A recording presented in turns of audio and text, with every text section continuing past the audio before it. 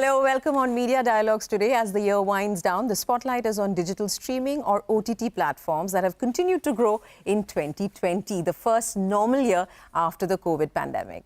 Unlike in the United States, where streaming companies have seen declining subscribers and have disappointed stock markets, in India, OTT platforms have mushroomed, growing audiences and capturing popular imagination with their content and marketing.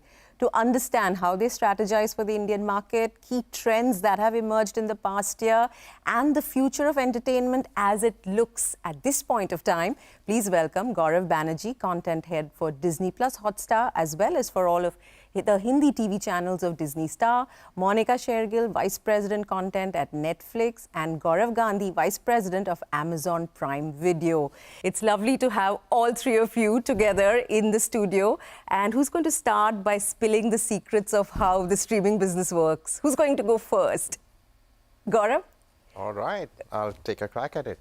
So I think it's been a good year. And as you mentioned, I think the India story is kind of playing out very differently. Yeah. And we've always kind of seen that happen with different kinds of media in India, right? So if you think about the last 20 years, a lot of global conversations have been about, for example, that there are choices between, print can grow, or TV can grow, or films can grow, or streaming can grow.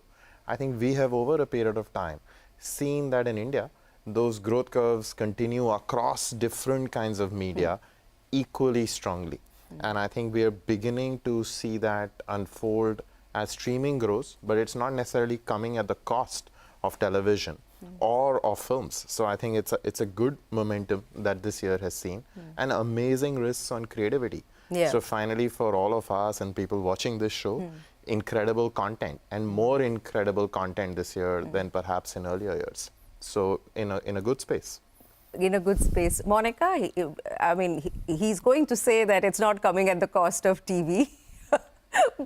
And I'm sure all media in India is still growing, but we've seen what the theatrical space or the exhibition of movies has been, right? Except for some massive tentpole successes, movies haven't done well. Television, while it's growing, there's no doubt about that, it hasn't captured the popular imagination. So what has 2022 been like as the first normal year after the pandemic, which saw adoption of streaming in very large numbers? I think 2022 has been a very defining year, if I would say, because the last 2 years caused a very seismic shift in the way people were consuming content, and so many new people came on to streaming, experienced digital entertainment. So while it's really true, and I believe in it, that TV is going strong in India, the cinema industry is going strong in India. Theatrical viewing may be impacted right now in the short to medium term. But I feel that streaming is complementary to all forms of entertainment. And I say this very consciously, even from a global perspective. If you look globally also, I think as the largest streaming service, we see a lot of engagement, tremendous engagement, the largest subscriber base. But even so, streaming viewing is actually sub 10% of the total TV time. So there is tremendous headroom to grow, even globally. And I think India, we are just barely scratching the surface. There is so much. I mean, the streaming viewing has gone up by +1 hour, on a daily basis. So there are more and more people who are adopting. There are more and more people who are spending more time on streaming. And we believe in having a very wide variety, of content on the service. So we see that at any given point in time, and this is an average for global consumers, in a month, they're consuming 6 different genres. Right. That itself tells you how people are actually consuming, the rate at which they're consuming, adopting. So really wide-scale adoption. Wide-scale adoption, Gaurav.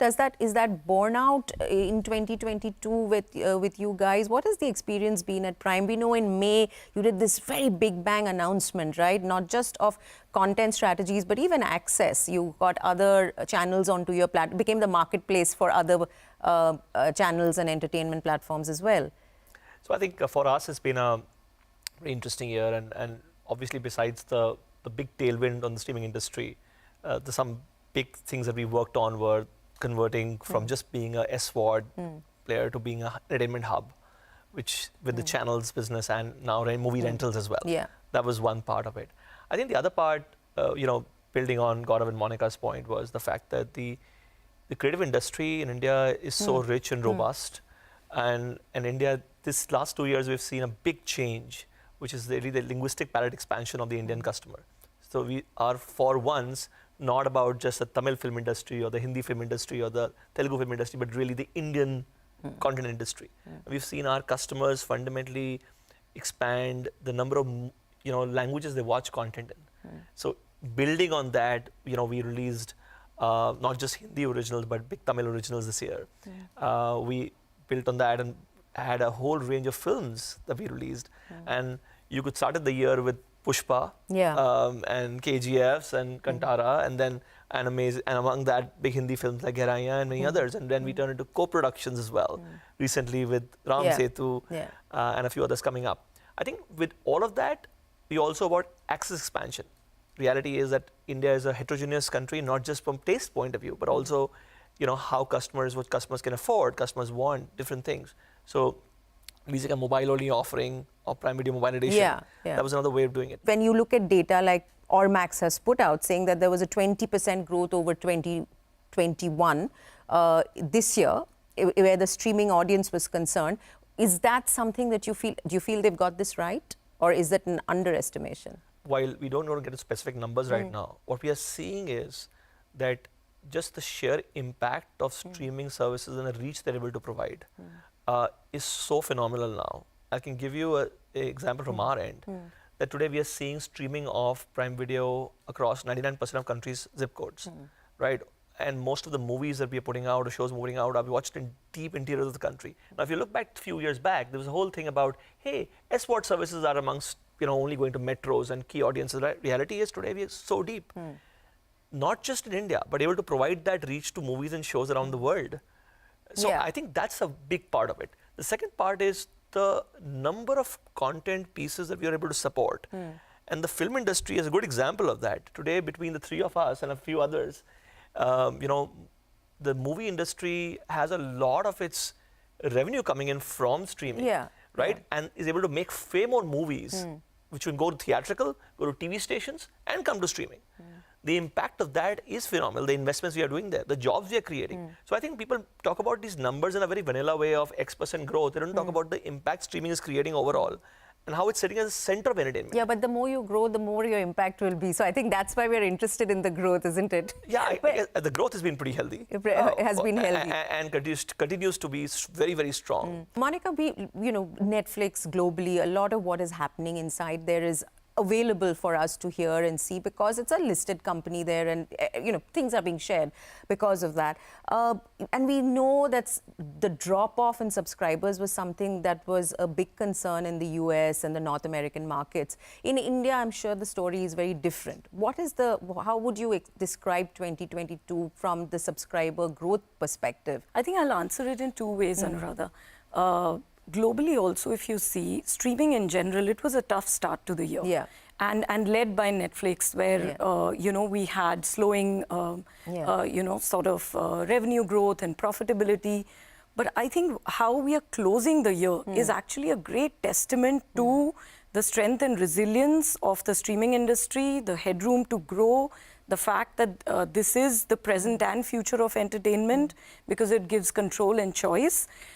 Through the year, if you were to see, in the last 2 years, we pulled forward so many subscribers across the globe that it had to slow down. That is, the nature of every business, and streaming too would go through that. But what has happened through the year, quarter on quarter, is that we have delivered, in fact, this has been our biggest entertainment year globally and locally. Locally, if I would say, the kind of titles we've launched, like Darlings has been the biggest, global Indian original film. We've taken RRR to the world, 65 countries. It was trending, Gangubai in 49 countries. Monika, Oh My Darling has done so well. Khaki is really making waves. All our season 2s of Delhi Crime, Jamtara, all these shows. There have been so many titles locally that we have launched. We've launched 28 titles this year across formats. So it's all done well. And globally also, if I were to say, in 6 months, when we pivoted the ad tier, it just talks to what streaming is capable of doing and, how you can really reach your audiences. We are all on a growth curve. And I say this for all of us, in India particularly, the rate of growth, we are very far away from being a mature market. Of course, yeah. So there is so much room to actually go, like Gaurav said, across the metros into tier 2 cities, tier 3 cities. And actually the adoption that is happening right now with the infra which is available, with the 5G rollout, it'll absolutely turn into, a very different and a better scenario. Even now, the fact that we provide, all of us as services, provide people the opportunity to really stream, even with low data, all of that is really helping the adoption. Growing the market. In growing the market. And this growth that you saw in 2020 and 2021, you see borne out and continue on that upward curve in 2022. Oh, yes, absolutely. And even across APAC, I would say that India is one of the fastest growing markets. Growing for Netflix. Gaurav, what were the highlights for you guys at Disney Plus Hotstar? So several highlights, but let me talk about 3, right? I think first, we saw our franchises become bigger. So whether it is things that we have created out of India, like you mentioned, like Arya just before we started this interview. So we had the season 2 of Arya, season 2 of Special Ops, and Criminal Justice. And I think all those 3 shows really, have amazing momentum, huge popularity, wonderful writing, incredible budgets. And I think people are beginning to get a taste for what quality storytelling is all about, thanks to not just the work that we're doing, but what's happening at Netflix and Amazon. And I think that's a momentum shift that's incredible.